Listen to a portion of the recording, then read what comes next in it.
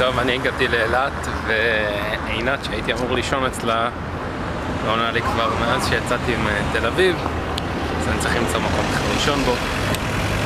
ברוכים הבאים למסע שלי בשביל ישראל, שמתחיל ממש היום, שעה 11:30 בלילה. הגעתי מהאוטובוס מתל אביב. הייתי אמור לישון אצל עינת, ידידה שלי מתגלית, אבל היא לא ענתה לי ונאלצתי למצוא מקום אחר, אז אני ישן באכסניה שנקראת שלטר, מקלט, אצל ג'ון וג'ודי, שפגשתי אותם ל5 דקות בפעם הקודמת שניסיתי את הטיול הזה. ואני חייב לציין שממש חום אימים בחוץ, אפילו שהשעה 11:30 בלילה, ונראה מה יהיה מחר בבוקר. אני אנסה לתפוס את ג'ון לשיחה קצרה, לשאול אותו איך היה לעשות את השביל כאן בדרום. אז שיהיה לילה טוב, אני כאן לבד בחדר, שילמתי עליו רק 50 שקל, וזהו. והנה כאן לפניכם, כל ההר שאני הולך לטפס עליו, זה 500 ומשהו מטר גובה. אנחנו נמצאים באפס עכשיו, וזה אמור לקחת לי הרבה זמן. בסוף המסלול מחכים לי מים שג'ון הולך להטמין לי.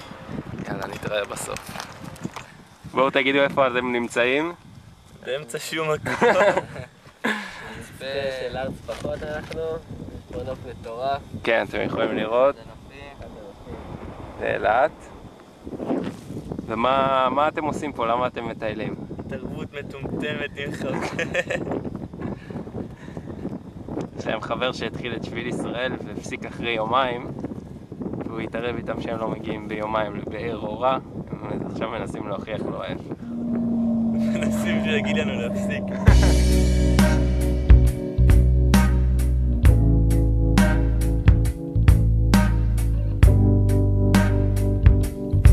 אני מעשן רק כשאני צריך, אף פעם לא יותר ממה שאני צריך. אם היה לי כוח הייתי קם וצועק, בורח מתפרק, אף פעם לא חוזר יותר.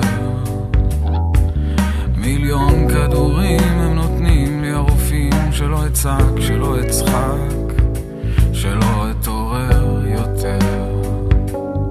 זה משחק מתוכנן היטב, שלא כמו בחלומות. אתה צריך לנוע ומהר מאש הצלפים, מאש המחשבות, מאש החרבות.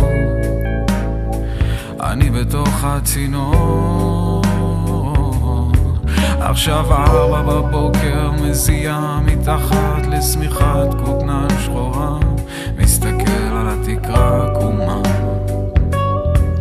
הייתי רוצה לאהוב אותך בלי לחכות, בלי הפסקות, כאן ועכשיו בין ההריסות, לקחת אותך איתי לתוך הצינור.